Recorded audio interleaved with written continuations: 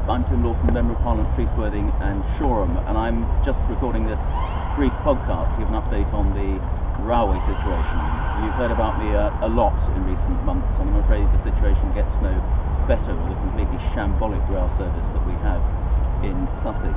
Now, a couple of things have happened this week. We've had another meeting with the Transport Secretary, quite a heated meeting with lots of MPs there from Sussex and South London who are primarily affected by the problems that we've been having.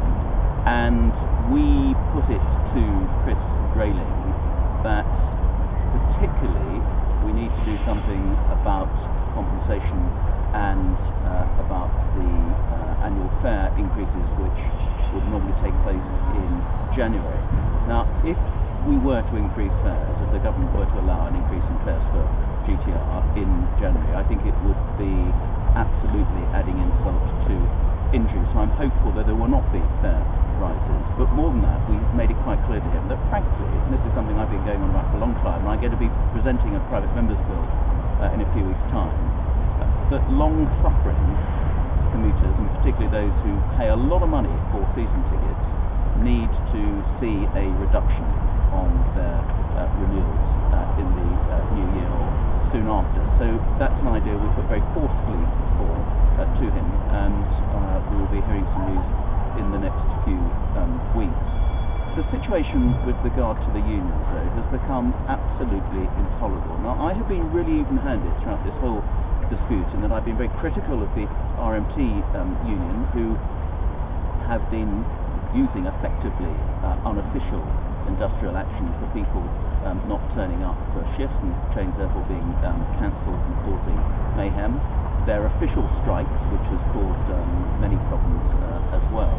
But I've also been very critical of GTR, the railway company. I think the management have handled this whole thing appallingly throughout, and it's a combination of not having reliable trains running when they should be, combined with the union problems, and then the infrastructure problems. But frankly, they've made a bad situation worse, in my view. Could have handled it a lot better.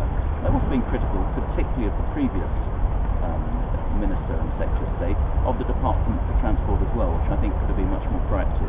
I have to say that Chris Grayling and the new Rail Minister, Paul Maynard, have been much more hands-on. We are seeing them on a virtually fortnightly basis. We're able to report directly to them some of the worst cases of disruption that we are seeing, and they've had a number of meetings with GTR management unions and others. But just this week, Aslef, the train drivers union, have announced that they're now going to weigh in with a whole load of strikes over the next few weeks in the run-up to Christmas and in the new year as well, supposedly because they now object to the driver-only operated trains, which is supposedly at the heart of this whole dispute, which is why the RMT guards have been taking action as they have. Now let's just repeat the facts. What GTR are proposing is that in the future, trains running on our network should primarily be driver-only operated trains. That doesn't mean there's no guard. It means that it will be the driver who's responsible for opening and shutting the doors at stations. That already happens on 30% of all the trains running in the UK, and that has happened since the 1980s without any problem. It already happens on over 40% of all the trains that GTR run itself, including those in the southern regions. So this isn't just some new risky exercise they've come up with. In many other countries, where the trains are made by the German company Siemens, for example, as they are for much of the UK, the rolling stock there is designed to have the doors operated by drivers. It's only in the UK they have to be adapted, so the guard is the one that operates the doors.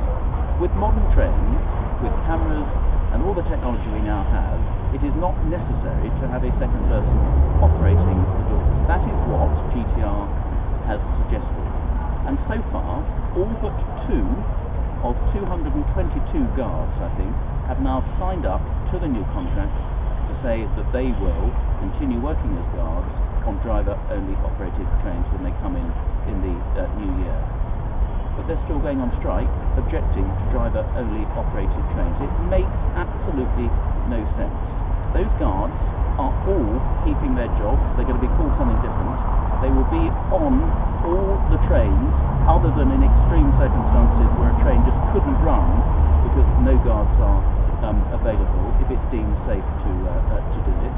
They will be on the train, spending more time helping passengers, spending more time helping people with disabilities on and off the trains, which is a major consideration as well.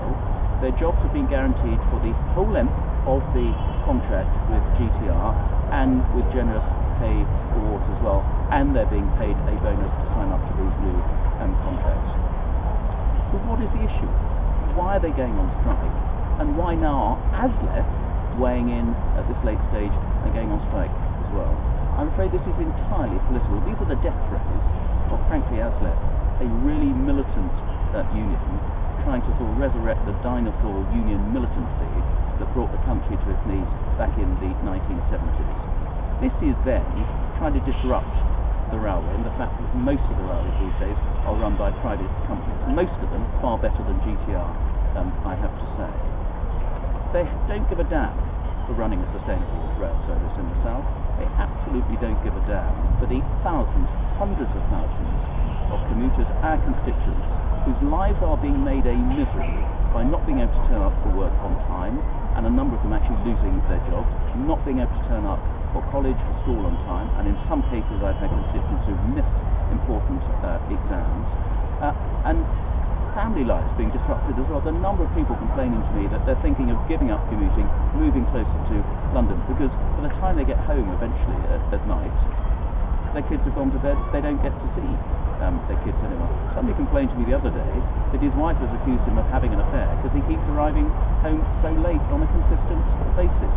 This is completely unacceptable. It's a shambles. Frankly, I've given the benefit of the doubt to all parties up to now to sort this out.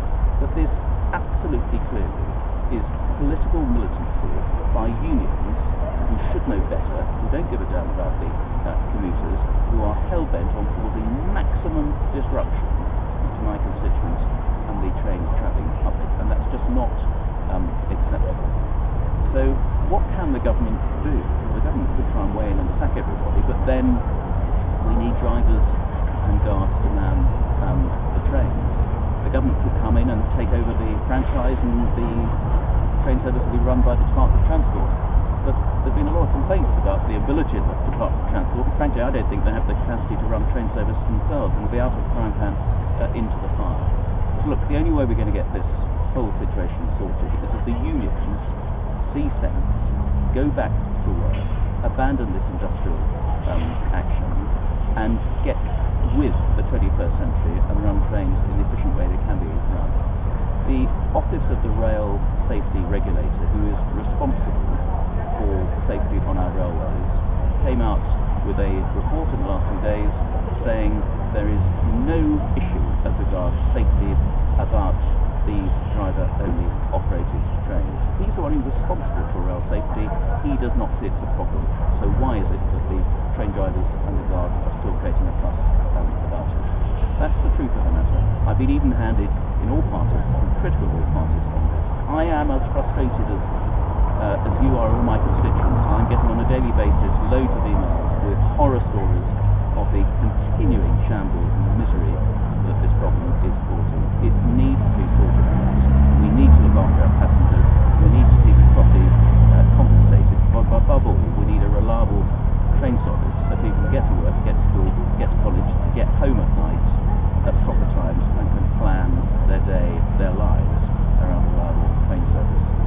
The MPs are working really hard. You may not think it in some cases, but we have spent a lot of time trying to achieve that. But we can only do it if the unions actually say, hold on, let's think about commuters and let's get on with running a proper train service. I hope that's something we can achieve for Christmas, and we will certainly be working hard for that.